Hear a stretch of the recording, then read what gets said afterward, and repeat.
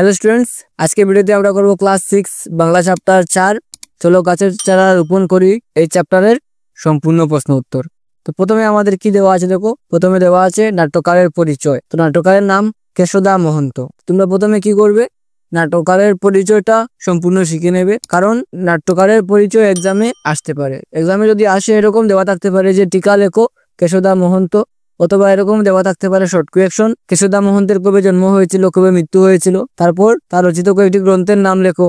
বা তারপর দেখো যে কথাবস্তুর আদিগুলি গ্রন্থের জন্য তিনি 2010 খ্রিস্টাব্দে সাহিত্য একাডেমি পুরস্কার লাভ করেন। তো এটা শর্ট কোয়েকশন থাকতে পারে যে কোন গ্রন্থের জন্য কত খ্রিস্টাব্দে তিনি সাহিত্য একাডেমি পুরস্কার লাভ করেন। তো আনসার কি হবে, কথাবস্তু আদিগুলি গ্রন্থের জন্য তিনি 2010 খ্রিস্টাব্দে সাহিত্য একাডেমি পুরস্কার লাভ করেন। তোমরা যদি সম্পূর্ণ নাট্যকারের পরিচয়টা শিখে নাও তাহলে কি হবে, এখান থেকে এক্সামে যে কোনো শর্ট কোয়েকশন আসলে কি হবে, তুমি এক্সামে লিখতে পারবে। তাই আমি তোমাদের প্রত্যেক ভিডিওতে বলি, প্রথমে তোমরা কি কবি পরিচিতি, নাট্যকারের পরিচয় যা দেওয়া থাকবে সম্পূর্ণ শিখে নেবে। তারপর দেখো নেক্সট কি বলেছে, 1 নম্বর, নিচে দেওয়া প্রশ্নগুলি শুদ্ধ উত্তর বের করে ভিতরটি পূর্ণ করো। তো তোমরা যখনই ইউটিউবে ভিডিও দেখবে তখন কি করবে, তোমাদের বাংলা বইটা সাথে নিয়ে বসবে। তো 1 নম্বরের মধ্যে এরকম দেওয়া আছে, দেখো তোমাদের বইয়ে খ গো আর গো এরকম দেওয়া আছে তোমাদের বইয়ে, এখানেও এরকম দেওয়া আছে খ গো আর গো এরকম দেওয়া আছে তোমাদের বইয়ে। তো 1 নম্বর প্রশ্ন কি বলেছে দেখো, এই যে এটা, নাটিকার প্রথম দৃশ্যে গুনগুন করে গান গাইতে গাইতে কে ছবি আঁকছিল। তো আনসার দেখো কি হবে, খ মনন। তো ক নম্বর আনসার। তো এখানে কি হবে, ক নম্বরের মধ্যে এইভাবে তোমরা সার্কেল করবে।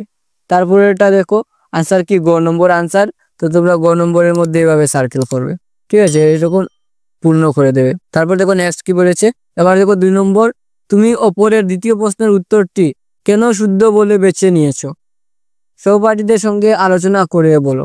এই যে 2 নম্বরের প্রশ্ন উত্তর গ, গাছের চারা রোপণ করার জন্য, এই উত্তরটা তুমি কেন বেছে নিলে, এটা কি করবে, তোমার বন্ধুদের সাথে আলোচনা করে লিখবে। তো এই যে আমি তার আনসার লিখে দিয়েছি দেখো, পাঠ্যে উল্লেখিত বন মহোৎসব পালন করার জন্য সকলে গাছের চারা রোপণ করতে চাই। এই কাজের জন্য সুমন সবাইকে হাতে হাতে দা, কুদাল, শাবল, হাতুড়ি প্রভৃতি নিয়ে আসতে বলেছিল। তারপর দেখো 3 নম্বর, নিচে দেওয়া শব্দগুলির অর্থ অভিধান দেখে বের করো। তো প্রদর্শনী, মহোৎসব, ধরণী, শীতল, শাবল, কাজা সম্পূর্ণ আমি লিখে দিয়েছি, তোমরা স্ক্রিনশট নিয়ে নাও।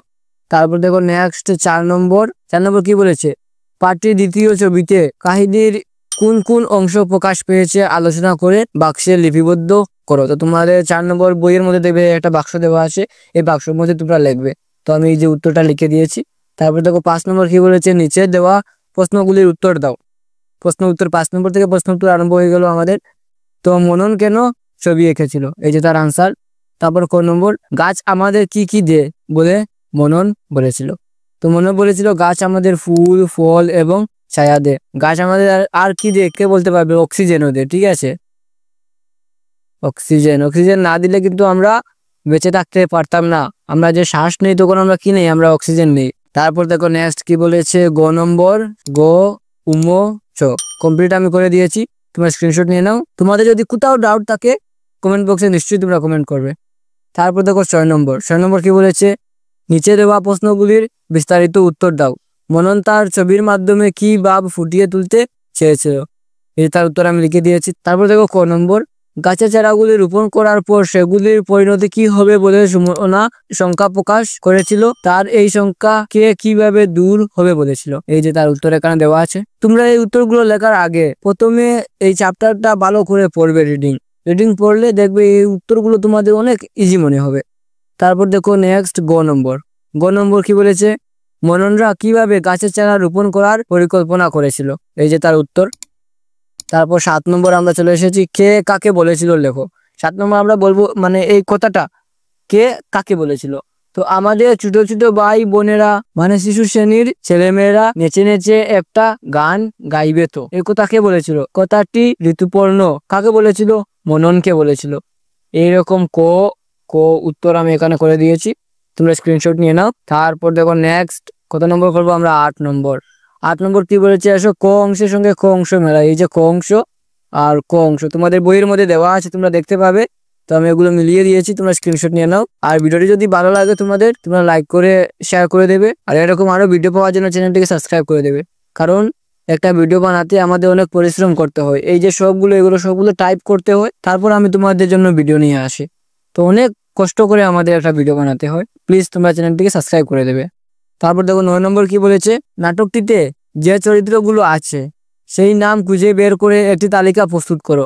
যে সম্পূর্ণ দেখো মনন, সুমনা, ঋতুপর্ণ সবাই এর নাম আছে এখানে চরিত্রগুলো। তারপর দেখো 10 নম্বর, নিচে শব্দগুলি পাঠ করো এবং কোনটি কি পদ সেটি তালিকা প্রস্তুত করো। তো তোমরা তোমাদের বইয়ের মধ্যে দেখতে পাবে এখানে অনেকটা শব্দ দেওয়া আছে। এই শব্দটা আমরা কি বিশেষ্য, বিশেষণ, সর্বনাম, অব্যয়, ক্রিয়া এখানে বসাবো। তো এই যে আমি তোমাদের দেখো সম্পূর্ণ আনসার করে দিয়েছি এখানের মধ্যে কোনটা বিশেষ্য, কোনটা বিশেষণ, কোনটা সর্বনাম, কোনটা অব্যয়, কোনটা ক্রিয়া। তোমরা যদি এগুলো না জানো বিশেষ্য মানে কি, বিশেষণ, সর্বনাম, অব্যয়, ক্রিয়া, তোমরা আমাকে কমেন্ট করবে, আমি আলাদাভাবে ভিডিও বানিয়ে দেবো। কারণ এই ভিডিওর মধ্যে যদি আমি এগুলো সবগুলো বোঝাতে চাই তাহলে ভিডিও অনেক লম্বা হয়ে যাবে।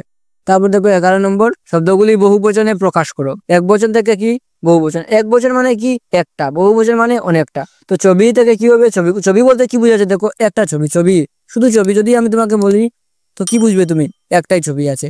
আর ছবিগুলো যদি তোমাকে বলি এখানে তুমি কি বুঝবে, অনেকগুলো ছবি। তারপর দেখো দিদিরা, দিদি মানে কি একটা দিদি, আর দিদিরা আমার অনেক দিদি, এরকম। তো একবচন এটা হলো একবচন, এটা হলো কি বহুবচন।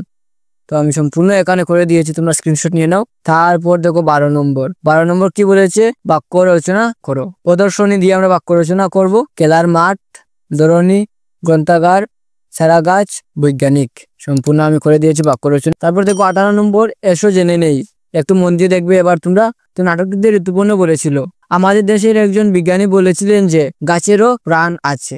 এই বাঙালি বিজ্ঞানীর নাম কি, জগদীশ চন্দ্র বসু। 1858 খ্রিস্টাব্দে জন্ম হয়েছিল আর 1937 খ্রিস্টাব্দে উনি মারা যান, মানে পরলোক গমন করেন। তো এখান থেকে এতটুকু হবে তার আনসার। তো এক্সামে এরকম আসতে পারে যে টিকালোক জগদীশ চন্দ্র বসু, অথবা এখান থেকে কি অনেক শর্ট কোয়েকশন আসতে পারে যে গাছেরও প্রাণ আছে এই কথাটি কে বলেছিলেন, আচার্য জগদীশ চন্দ্র বসু কবে জন্ম হয়েছিল, কবে মৃত্যু হয়েছিল, আরো অনেক তোমরা এখানে পড়লে পাবে। আর এখান থেকে কি আর অনেক শর্ট কোয়েকশন হবে। তো তোমাদেরকে আমি বলবো তোমরা এই যে এখান থেকে এতটুকু সম্পূর্ণটা শিখে নেবে। শিখলে কি হবে, এখান থেকে যে কোনো শর্ট কোয়েকশন আসলে তোমরা এক্সামে লিখে দিয়ে আসতে পারবে। আর যদি সম্পূর্ণটা চলে আসে, টিকা লেখো জগদীশ চন্দ্র বসু, সম্পূর্ণ লিখলে তোমরা ফুল মার্কস পেয়ে যাবে। তারপর দেখো নেক্সট আমাদের কি বলেছে। তো স্টুডেন্টস, কোয়েকশন 18 এর সাথে সাথে আমাদের এই ভিডিও এখানেই কমপ্লিট হলো। নেক্সট ভিডিওতে আমরা নেক্সট চ্যাপ্টার ডিসকাস করব। আর তোমাদের যদি কোথাও ডাউট থাকে তোমরা নিশ্চয়ই আমাকে কমেন্ট করবে, আমি তোমাদের কমেন্টের আনসার দেওয়ার যথাযথ চেষ্টা করব। আর ভিডিওটি যদি ভালো লেগে থাকে ভিডিওটি লাইক করে শেয়ার করে দেবে, আর ভালোবেসে চ্যানেলটিকে সাবস্ক্রাইবও করে দেবে। Thanks for watching.